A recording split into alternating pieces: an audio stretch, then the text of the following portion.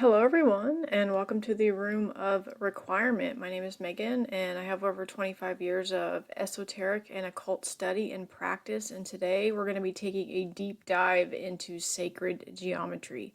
So I know this one is going to be a little bit longer, but guys, stick around. By the time you get done watching this video, you're going to have a really firm grasp on sacred geometry, what it is, how to utilize it, all the esoteric practices and references. So let's just go ahead and dive in. Okay, so what is sacred geometry? Sacred geometry ascribes symbolic and sacred meanings to certain geometric shapes and certain geometric proportions.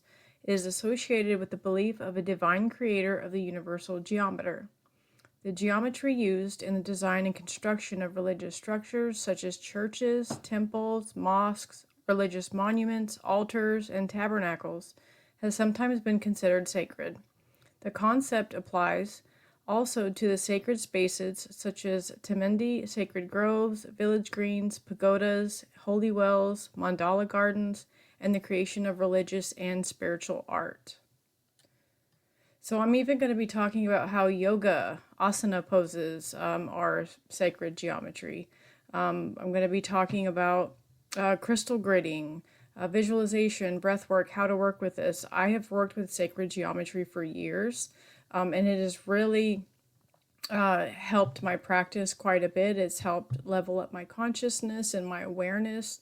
When you meditate with these shapes, I have them all over the place. I worked with the platonic solids, so we'll get into that too.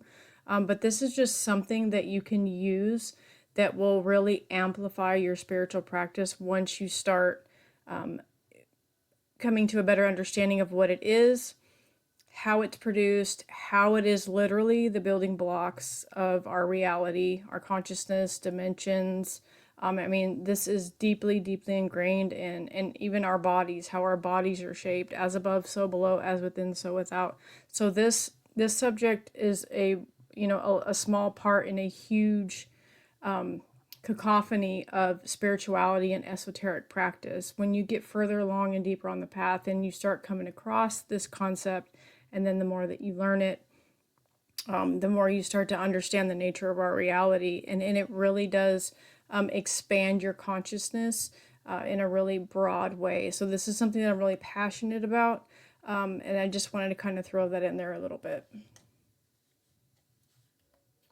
Okay, so sacred geometry, the hidden blueprint of the universe. Sacred geometry is an ancient and profound philosophical system that explores the intrinsic relationship between mathematics, nature, and the cosmos. This mystical study suggests that geometric patterns and shapes form the fundamental structure of all life, from the tiniest particles to the grandest celestial bodies. So let's delve into the intricacies of sacred geometry, its manifestations in nature, architecture, esoteric practices, and beyond. The study of geometric shapes. Sacred geometry refers to the study of geometric shapes and proportions that are believed to have symbolic and sacred meanings. These shapes are seen as a bridge between the physical and spiritual realms, serving as a tool for understanding the universe. At its core, sacred geometry posits that there are universal patterns underlying all things which can be observed in both nature and in human creations. Sacred geometry and nature. Nature is a testament to the principles of sacred geometry. The natural world is abundant with examples where geometric patterns and proportions manifest effortlessly. The Fibonacci sequence. The sequence, where each number is the sum of the two preceding ones, appears in the branching of trees, the arrangement of leaves, and the patterns of various fruits and flowers. The golden ratio.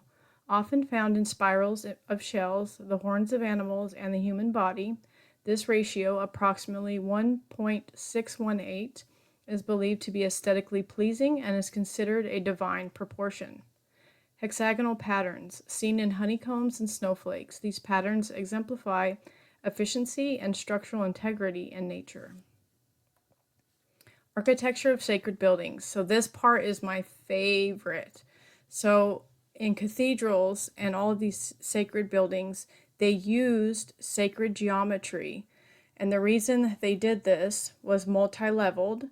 So a lot of times it was in the shape of a cross or the Kabbalistic tree of life. So we'll get to that a little bit later. I'm also going to talk about how this ties into Kabbalah. Okay. So they created these buildings so that when the organ played, or the choir would sing, it would reverberate and create these cymatic patterns out, and the reverberation sounds so beautiful. What they were trying to do was mimic what it's like in heaven, in the higher astral realms, right? So also the stained glass. The stained glass was in geometric shapes, and the certain colors were actually meant to match the frequency of the sounds that they were producing, and it would come out, and the cymatics would be in the shape of sacred geometry. So I'm going to talk about cymatics a little bit later, but this is my favorite part of sacred geometry, is how it was used in cathedrals and sacred spaces and why they used them. It was all about an all-encompassing profound spiritual experience through sound, sight, through the senses, to mimic the higher astral realms. So sacred geometry has been a fundamental aspect of architecture, design, and particularly in the construction of religious and sacred buildings. Cathedrals and sacred geometry. Cathedrals are a prime example of sacred geometry in architecture. The design and construction of these monumental structures often incorporated geometric principles to create a sense of harmony and reverence. Gothic cathedrals. These structures frequently use the golden ratio in their proportions, from the layout of the floor plan to the dimensions of the nave. Rose windows. These intricate stained glass windows are not only visually stunning, but also follow geometric patterns symbolizing the divine light. So here are some examples of sacred geometry again. This one here on the bottom right, that's Notre Dame.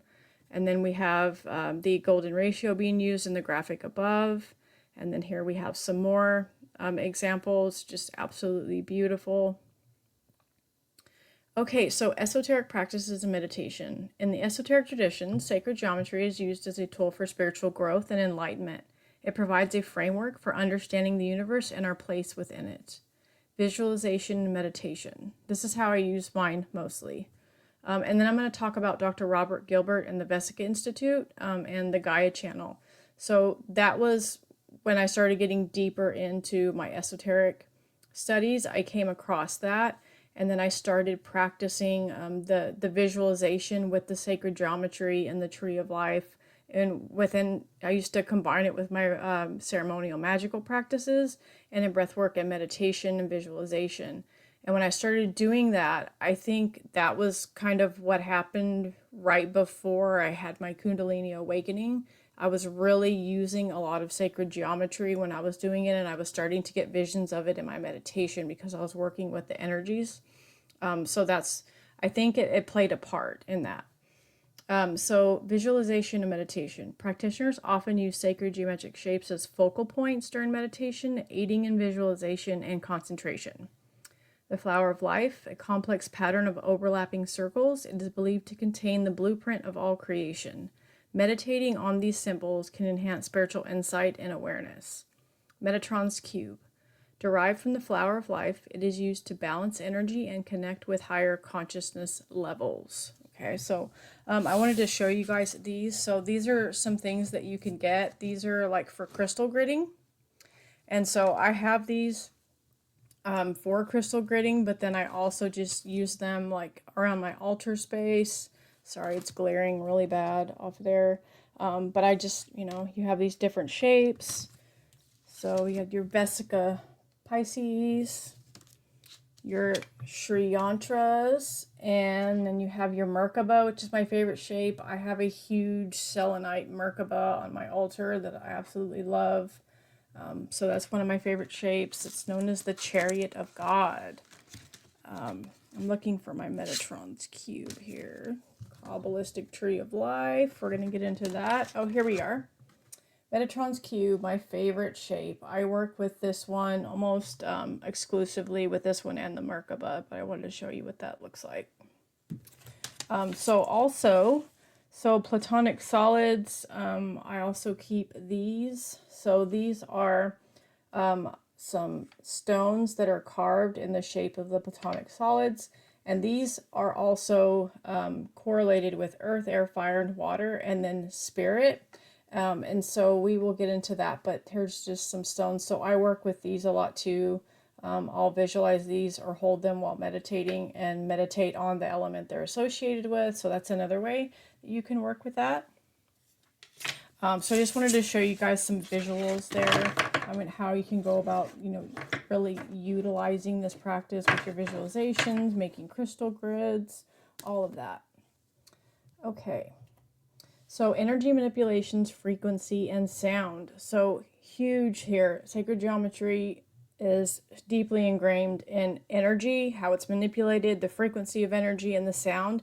If we were to have like a visual representation of just like me talking, it would produce a certain frequency and that would have a shape to it. So we are all like that. So when we're doing our spiritual practice and we're meditating, when we're mantraing, we're actually creating sacred geometric shapes with our voice and our toning. When we're mantraing or doing our ohms, all of those things, we're actually creating these shapes through the frequency of sound. So that's how that ties into all of that. Okay, so sacred geometry extends beyond visual representations and delves into the realms of energy, frequency, and sound. The role of frequency and sound.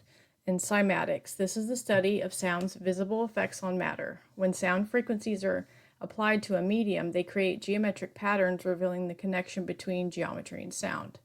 Chanting and mantras. Many spiritual traditions use specific sounds or chants that correspond to sacred geometric shapes, enhancing their meditative and healing properties.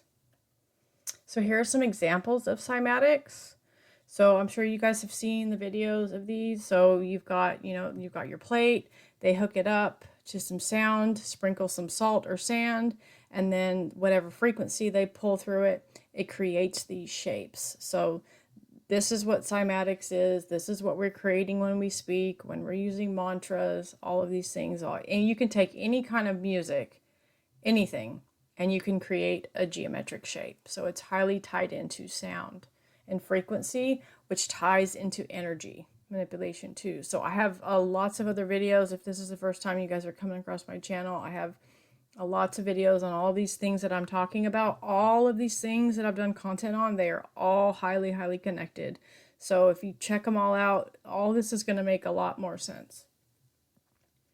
Okay, so ancient roots. Since ancient times, various geometric shapes, patterns, and proportions have been deemed sacred, thought to hold the secrets of the universe within them. These symbols collectively form what is known as sacred geometry. Okay, so now we're going to get into the shapes and their meanings. Okay, so these are the deep esoteric meanings. Okay, so in sacred geometry, all basic shapes, including the dot, circle, triangle, and square, have sacred meanings. The dot, which is perhaps the simplest of all forms, represents the one God, one source, or consciousness. Similarly, the circle, which can be seen as an expansion of the dot, represents the expansion of consciousness or God's mind. What's special about the circle is that every point in the circle is equidistant from the central dot. Similarly, the circle does not have a beginning or end and maintains the shape irrespective of how you rotate it. Thus, the circle represents infinity, feminine energy, fluidity, oneness, and the cycle of nature of the universe. Then we have the Vesica Piscis, or sometimes people pronounce it Pisces, but it's Vesica Piscis. So it is one of the most basic yet powerful symbols of sacred geometry. It is composed of two intersecting circles arranged so that the edge of each circle passes through the center of the other. This lens-like shape created by their intersection is known as a Vesica Piscis or mandorla. It primarily represents creation, and here's why. So one circle of the Vesica Piscis represents the spiritual realm, whereas the other represents the material realm. Hence, the lens-like shape created by their interaction denotes the sacred portal of creation or the cosmic womb. Okay, then we have the cosmic eye. As shown in the image, when viewed horizontally with the circle side by side, the Vesica Piscis symbolizes the cosmic womb from where creation emanates. When viewed vertically with one circle atop the other, it represents the cosmic eye or the all-seeing eye of God or source. The Vesica Piscis also contains within it many other important sacred geometric symbols, some of which are as follows: the equilateral triangle, the diamond or rhombus, the cross, Jesus fish, 5-pointed star or pentagram, and the 6-pointed star or hexagram. Okay. And we have the triquetra.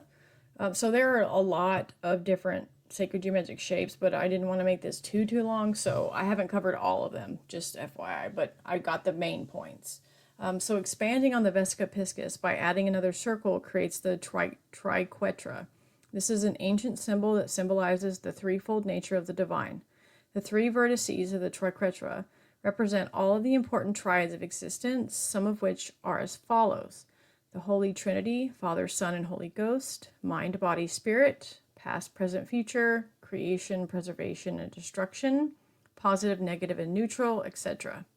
The triquetra also contains within it a larger equilateral triangle that points upwards representing masculine, and a smaller equilateral triangle that points downward representing feminine energy, as shown in the image.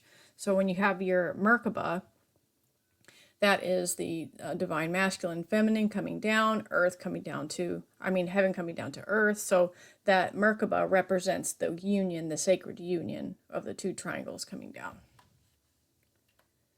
Okay, inverted triquetra. By inverting the triquetra, we get the larger triangle facing downward, representing feminine energy, and the smaller facing upward, representing masculine energy. Combining both of these gives rise to the 6-pointed star, as shown in the image. As you can see in the image, the larger star and the smaller star within represent the concept of the yin-yang, with the masculine present with the feminine and the feminine with the masculine. Hence, this is the perfect symbol of balance and harmony. The seed of life. When 3 triquetras overlap, they form the seed of life. This is the pattern comprising of 7 circles, 1 at the center and 6 surrounding it. The seed of life symbolizes the Christian 7 days of creation, the central circle representing the 7th day or the 7th day of rest when God rested. This way, the central circle also represents source energy. Each of the surrounding circles connects to the center, illustrating unity, balance, and interconnectedness. The seed of life contains numerous other sacred geometric symbols. Within such is a 6-pointed star, a 9-pointed star, a 12-pointed star, yin-yang infinity symbol, and the hexafoil or the germ of life. Similar, by adding more circles to the seed of life, you can create many more sacred geometry symbols like the flower of life, the egg of life, the lotus of life, the fruit of life, and Metatron's cube, as well as the Platonic solids. The lotus of life. When you overlay 2 seed of life patterns and rotate the top one by 30 degrees, you create a 12-sphere pattern known as the lotus of life. This pattern symbolizes unity, balance, interconnection, prosperity, and eternity. When viewed in 3 dimensions, it resembles a tube torus. The torus. The torus is a fundamental shape emitted by all electromagnetic fields. This is with our heart. So we have a torus field of energy that is circulating around us, with our heart being the center. Okay. So the energy surrounding atoms or the human aura, they all share toroidal characteristics. Some theories even suggest that the Earth is at the core of an expansive torus-shaped electromagnetic field. The torus symbolizes wholeness, interconnectedness, life cycles, and infinity. The egg of life. When you expand the seed of life by adding 6 more circles, remove the initial 6 middle circles, and envision the remaining circles as 3D spheres, you arrive at the egg of life symbol.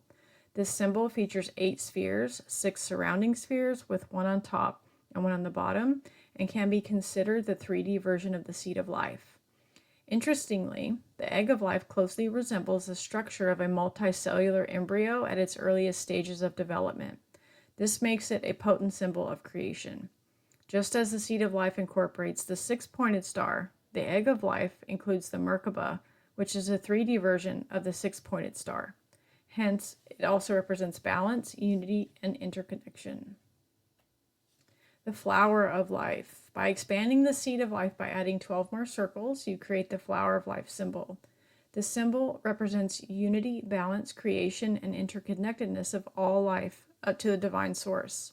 The flower of life is considered to contain the blueprint of the universe, including designs of atomic and electrical structures, life forms, and all that exists. The flower of life contains within it various other sacred geometric symbols like the six-pointed star, the seven chakras, the Kabbalistic tree of life, and the runes. Also, by adding more circles to the flower of life, you can get many other sacred geometric symbols like the fruit of life, Metatron's cube, and the Platonic solids. So also, just side note, you guys have probably seen this before, but they are finding these all over the world. Like, I think recently, within the last decade, they found them in Egypt, on some of the walls there. And all over the world, they have found this symbol. So this symbol, the flower of life, is universal. All cultures that couldn't communicate with each other, they were all doing the same thing, using the same symbols, and knew about all of these things. So since ancient times, sacred geometry has been deeply ingrained in our DNA, and we think in symbols, and symbols are universal, just like music and mathematics, right? So I mean, we've been using this for a very, very long time, and it's deeply ingrained, and I think it's deeply ingrained in our subconscious mind. And then when we connect with it in a spiritual way, I think that really helps unlock some things for us. The fruit of life and Metatron's cube. When we add a set of 18 more circles followed by 24 more circles to the flower of life, we get the interlocking form consisting of 61 circles. So that's 60 circles surrounding the one circle in the middle. When we take the circle in the middle and highlight the 12 surrounding circles so it forms a hexagonal shape, we get the fruit of life pattern. The circles in the front of the fruit of life represent the divine feminine. When we connect the centers of all circles with each other using straight lines, it adds up to 78 total. We end up creating a pattern known as Metatron's cube, as shown in the image below. The 78 straight lines represent the divine masculine, and the circles represent the divine feminine. Hence, the Metatron's cube represents the union of divine masculine and feminine, which is the basis of all creation. That also kind of reminds me of tarot, right? Because I'm a tarot reader, so there are 78 cards in the tarot deck. So that's a really sacred number, it seems. Okay, Metatron's cube. What's unique about Metatron's cube is that it houses within it all 5 Platonic solids that are known to be the building blocks of the universe. The Platonic solids and their various combinations are believed to encompass all the geometric laws that define the physical world we inhabit. Okay, so the Platonic solids are sacred geometric shapes originally identified by Plato and are considered the foundational structures of the universe. Each of the 5 Platonic solids corresponds to one of the 5 elements, and they are as follows. The tetrahedron, which with its 4 triangular faces is associated with fire. The hexahedron or cube, having 6 square faces, represents earth. The octahedron has 8 triangular faces and is linked to air. The dodecahedron, composed of 12 pentagonal faces, corresponds to the element of ether or spirit. The icosahedron has 20 triangular faces and is connected to the element of water. The Platonic solids have 3 unique characteristics as follows. They have equal edge lengths and identical face shapes and sizes. All of the vertices look exactly the same. All vertices of the shapes can fit precisely within a sphere. These are the only forms that meet the specific criteria, making these solids the ultimate symbols of strength, balance, and harmony. Platonic solids are frequently appear in nature. For example, certain crystals like pyrite naturally form into cubes. Similarly, the carbon atoms in diamonds arrange themselves in tetrahedral patterns, while boron's molecular structure resembles the structure of an icosahedron. Other structures such as pollen, microorganisms, fractals, sound waves, snowflakes, and even cellular formations also mimic the geometry of the Platonic solids. So the atom bomb, when they were trying to figure out the shape of the casing or the inside of it, they tried every different kind of shape, and then they turned to sacred geometry, and they ended up settling on the shape that is the shape for ether or spirit to make the bomb stable. And without that, they wouldn't have been able to create the atomic bomb. So there's a connection there, right there. That shape made things stable enough so that the bomb wouldn't explode in transport or just, without detonation. It was the only shape. It was a platonic solid that is the core on the inside of the atomic bomb. Okay. Merkaba. So Merkaba is the 3D representation of the six-pointed star. It is a star shape formed by the fusion of two tetrahedrons, hence it's also known as the star tetrahedron. The upper tetrahedron represents the element of fire, masculine energy in the spirit world, whereas the lower tetrahedron represents water, feminine energy, and the material world. Their fusion represents the essence of all creation. Merkaba is a Hebrew term that translates to chariot. The word can be phonetically divided into three parts: mer, meaning light; ka, signifying spirit; and ba, denoting body. Thus, Merkaba symbolizes the union of spirit, spiritual realm, and body, the material realm, that creates life or light. Some even consider the symbol to have the power to transport your spirit and mind to higher realms when you meditate on it. And that's why it's known as the chariot of God. And they say that that's how our soul is transported from realm to realm. It's in this container, this shape. Our body fits into this shape. Okay, the square. Just like the circle represents divine feminine, spirit, and the spiritual realm, the square represents divine masculine, matter, and the material realm. The four corners of the square represent the four elements: fire, water, earth, and air, that make up the material world. Similarly, the four corners also represent the four directions and the four seasons. The square also has a fixed, rigid structure, unlike the circle, and hence represents the divine masculine. The squared circle. The squared circle in sacred geometry is a sacred geometric symbol that depicts a circle inside of a square. So both square and the circle share the same center and have the same surface area. Just like the six-pointed star, this is also a powerful symbol of creation and the universe. This is because the square represents material realm, whereas the circle represents the spiritual realm, and the universe is essentially the union of the material with the spiritual. There are many sacred geometry shapes and symbols that have been created using the squared circle. Some of the most popular ones are the philosopher's stone, the fivefold knot, and the witch's knot. The philosopher's stone. The philosopher's stone is an ancient symbol used by alchemists for the purpose of manifestation, meditation, and reaching higher states of consciousness. At the core, the symbol consists of a squared circle encapsulated by a triangle followed by another outer circle. So we have here, the macrocosm, and then the microcosm, which is the individual. So the inner circle represents water, fluidity, spiritual realm, and the mind. And then we have the square, which represents earth, stability, material realm, and the body. The triangle represents transformation, fire, unity of mind, body, and spirit. And then the outer circle represents air, space, spirit, and higher consciousness. The square circle and the philosopher's stone. The square circle at the core represents the universe and the concept of duality. The triangle that follows represents the energetic connection between the spiritual and material worlds. The three sides of the triangle also represent the concept of balance, stability, shape, structure, and form. This is because you cannot produce any concrete shape using two lines, but once you add a third line, you get an enclosed shape in the form of a triangle. Similarly, it also represents the completed human that happens with the union of mind, body, and spirit. The outer circle represents the macrocosm, as opposed to the inner circle that represents the microcosm. It all represents the cyclical nature of the universe, as well as the universal God or consciousness. Yantras.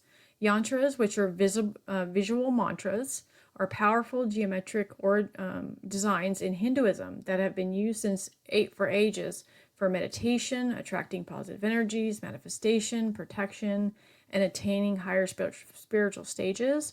Generally, there are 56 recognized yantras, each with its unique miraculous advantages. The most powerful of all yantras is the Shri yantra, which is the one here.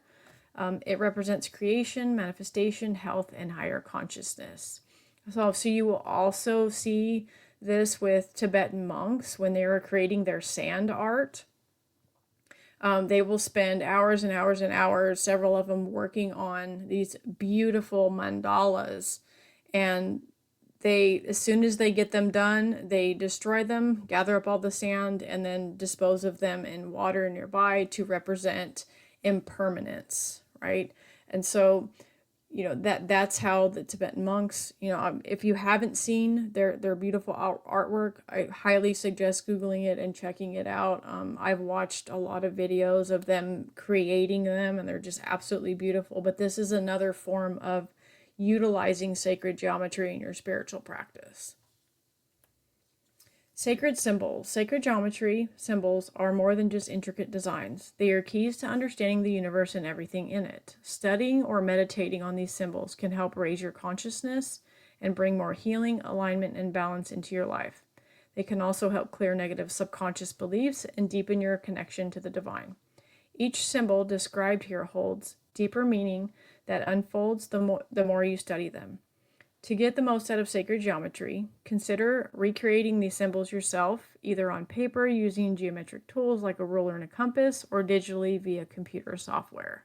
So I've tried, I'm not very good at it, but I have tried making my own sacred geometric shapes, copying the flower of life, tree of life, and actually sitting down, meditating with them, and drawing them out. That really helps you to understand it on an even deeper level, to see how it all interconnects and how it overlaps. And it just creates this more expansive understanding of these shapes and how everything is connected and you are a part of everything and it is a part of you. So if that's something that you're into, I would suggest trying to draw it yourself or create some kind of sacred geometric art. Sacred geometry and Kabbalah. Sacred geometry and Kabbalah are two profound spiritual disciplines that have intrigued scholars, mystics, and seekers of truth for centuries. Both concepts delve into the mysteries of the universe, providing insights into the nature of reality and the divine. This presentation will explore the fundamental principles of sacred geometry and Kabbalah, highlighting their historical significance, symbolism, and connections. Sacred geometry has played a crucial role in the spiritual practices of ancient civilizations, including the Egyptians, Greeks, and Hindus. The Great Pyramid of Giza, the Parthenon, and Hindu temples are prime examples of architecture influenced by these principles. Interconnections between sacred geometry and Kabbalah. The intersection of sacred geometry and Kabbalah can be seen in their shared emphasis on patterns, symbols, and the search for divine order. Both disciplines use geometric and numerical symbolism to explore the mysteries of existence and the divine. The Star of David, a symbol in Judaism composed of two interlocking triangles embodying the concept of as above, so below, found in both sacred geometry and Kabbalistic teachings. Geometric interpretation of the Tree of Life. The Tree of Life's structure can be analyzed through geometric principles, revealing deeper insights into its spiritual significance. Philosophical connections. Both sacred geometry and Kabbalah emphasize the unity of creation and the interconnectedness of all things. They encourage seekers to explore the divine's hidden order and presence in the natural world. Sacred geometry and Kabbalah offer profound insights into the nature of reality and the divine. By studying these disciplines, individuals can gain a deeper understanding of the universe's mysteries and their own spiritual journey. Through their shared symbolism and interconnected teachings, sacred geometry and Kabbalah continue to inspire and guide those who seek knowledge beyond the mundane. So the Rosicrucian order, they are heavy into the use of sacred geometry visualizations and exercises and meditation techniques. So that's how I came across all of this. With my esoteric background, I eventually stumbled onto sacred geometry through Rosicrucianism, and then I found Dr. Robert Gilbert, who I'm going to talk about here in a little bit. And then I'm going to tell you guys where you can find all of those things if you want to study it further. I just wanted to throw these in here right here. So we have the Tree of Life that is in, so it's the 10 points representing the 10-digit numerical system. So if you take the Flower of Life, you can put the Tree of Life in it, and it expands. If you were to take the Kabbalistic Tree of Life and you were to expand it out into 3D, and look down from it from the top. And if you were to twist it, it actually looks like our DNA structure, which is pretty interesting. I looked and looked and looked for a picture representation so that I could show you guys, and I could not find one. I seen it in a video, and I believe I seen it with Dr. Roberts Gilbert's series on Gaia about sacred geometry. I think that's where I seen it, so you can find it there, but it's really interesting. So basically, like when you're looking at the Metatron's cube, if you look at it from this point of view, if you were to take it and then stretch it out, it would look just like the Kabbalistic tree of life, and then twist it, and then you have our DNA. So here is a rendering of Jacob's ladder. I thought this was really beautiful. I'm going to put links to these pictures so that you guys can see these in detail, so you can see them a lot better. And I'll definitely leave links in the description of the video, but this is just a rendering of Jacob's ladder, the tree of life, and then beyond. All of its correspondences, its associations. Here's another one. This one is absolutely fantastic. It has the 24 dimensions of the extended tree, 10 divine creative foundations, 7 primary planets, and 7 chakras. This one is really, really good. So I really want you guys to see this one like up close because it's completely fascinating to look at. But I just wanted to show you how all of these things are really connected. Okay, so if you practice yoga like I do every day, love yoga. It's my saving grace.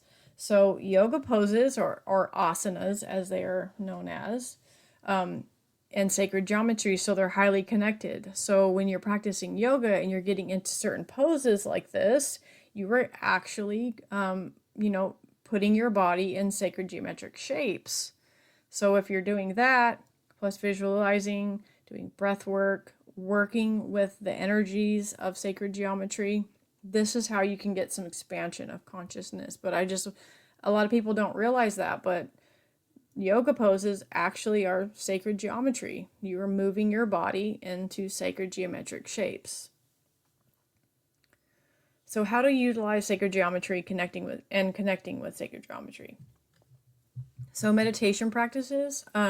Meditating using sacred geometry can enhance your spiritual practice by helping you focus your mind and align with higher frequencies. Visualizing geometric shapes. Sit in a quiet place and visualize one of the sacred geometric shapes, focusing on the lines and curves. Allow yourself to immerse in its energy. Notice how it resonates with your own energetic fields. Guided meditations. Seek guided meditations that incorporate sacred geometry visuals or concepts. Many resources are available online that lead you through the meditative process focused on specific geometric forms. Breath work. Use breath work while visualizing these shapes to deepen your connection. As you inhale, imagine drawing energy into your body. As you exhale, release the tension or negativity, allowing the geometric shape to further influence your being. So one example of invoking the cube, which represents earth, you could do a 4-fold breath. Hold for 4, in for 4, hold for 4, out for 4. And then you could use different number sequences that hit the nodal points on the sacred geometric shape. So that's another way that you can use breath work with sacred geometry. Creating a sacred space. Creating a physical space that embodies sacred geometric principles can enhance your spiritual practice. Altars. Like I told you guys, my altar is loaded with sacred geometric shapes, among other things. But that's one of the main things that I have in my altar space. Design an altar featuring representations of sacred geometry, images, crystals cut into specific shapes like pyramids or spheres, or even plants arranged following the Fibonacci spirals. Artwork. You can incorporate artwork or decorations with sacred geometric designs into your home environment. They can serve as daily reminders of your spiritual intentions. Architecture, if possible, seek out or create spaces designed with sacred geometric principles in mind. Think circular rooms or spaces with harmonious proportions that invoke balance and tranquility. Using crystals aligned with sacred geometry. So crystal gridding. You can get cloth crystal grids, you can get wood ones. I have 4 or 5 ones that are made out of like teak wood that I use a lot. And then I showed you guys these in the beginning of the video. You could use these. You just arrange certain crystals for a certain intention, and basically, like, would have them around as like batteries for my ceremonial magic practice, or I'd set them out for a specific intention, leave them out for a certain period of time, and them being in that sacred geometry shape, they're more powerful. And so, you can use points. I would always use towers with mine, and then little pocket stones around it. So you can get creative with it, whatever you want to do.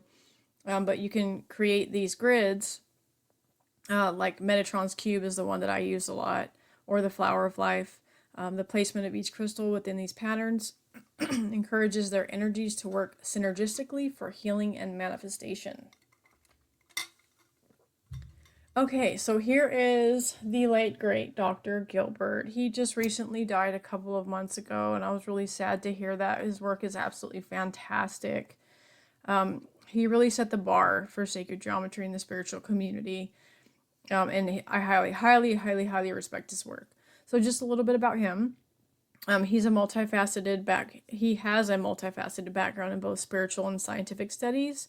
So he was a Rosicrucian himself. He is a former U.S. Marine Corps instructor in a nuclear, biological, chemical warfare survival. Since leaving the service in 1985, he has conducted independent research into the geometric basis of modern science and new technologies. Dr. Gilbert has studied multiple world spiritual traditions extensively, with advanced information from key systems integrated into the Vesica trainings. His non-sectarian approach is inclusive of individuals from all spiritual traditions. Dr. Gilbert also had over 25 years of study and practice in the original European Rosicrucian and Holy Grail traditions. Dr. Gilbert teaches the original independent form of Rosicrucianism, which leaves the student completely free. Students are given vital information and techniques, but are not asked to join any organization or to give their power away to an external authority. The original Rosicrucian work is to help everyone connect to the spirit directly and craft their own optimal spiritual path without having to connect through a human intermediary. Okay, so here's some study. So on the Gaia channel, you can find his Sacred Geometry series. I believe it's 17 episodes, and I've watched them several times. And in these videos, he shows you visually, he has a person standing there, and then they CGI the visualizations of the triangles that you picture, the nodal points, the spheres. So it's just like you use your chakras, and then you use the points, the Sephiroth on the Tree of Life, to create these geometric shapes that you picture energetically around you while you're doing these exercises. And then he goes into depth and really explains sacred geometry and how it ties into everything. I'm not doing it justice by any means compared to him, but a lot of what I've learned came from him. So definitely check out his work. He also has a website. It's vesica.org. You can take online courses there, which are absolutely fantastic. Then there is Zach Corbin on YouTube. He draws sacred geometry. That's his whole YouTube channel is creating sacred geometric art. So that's what he does. So there are tons of books out there that you can also get. I highly recommend this book in particular, not just for sacred geometry, but just for symbols and all kinds of occult and esoteric practices. So this is the Signs and Symbols Source book by Adele Nozadar. Absolutely fantastic book. This book is my go-to. Definitely worth it. You guys should really get this one. There is a ton of information in here, including a big section on sacred geometry. In conclusion, sacred geometry serves as a profound reminder of the interconnectedness between all things, whether observed in the natural world, the grandeur of cathedrals, or the depths of meditation. These geometric principles offer a glimpse into the underlying order of the universe. By understanding and embracing sacred geometry, we can unlock a deeper appreciation for the harmony and beauty that permeates our existence, bridging the gap between the physical and the spiritual. Okay, you guys, I hope you really enjoyed this one. If you have any questions, please feel free to ask. I would like to know how you use it, if you use sacred geometry in your spiritual practice, and what has worked for you. I love interacting with you guys, hearing what you have to say. I do have some more things that I'm working on. I know that I've been MIA for a couple weeks, you guys. I apologize for that. I've just had a lot going on and my business is picking up, so I'm having a lot more clients book with me, and so I'm having to take care of all of that while dealing with some other things, but I'm going to get back on track here. So thank you for being patient with me. I appreciate you guys so much. Thank you, thank you, thank you for sticking around, being patient, subscribing, and being interested in my content. It means the world to me. And I will see you guys soon. Bye.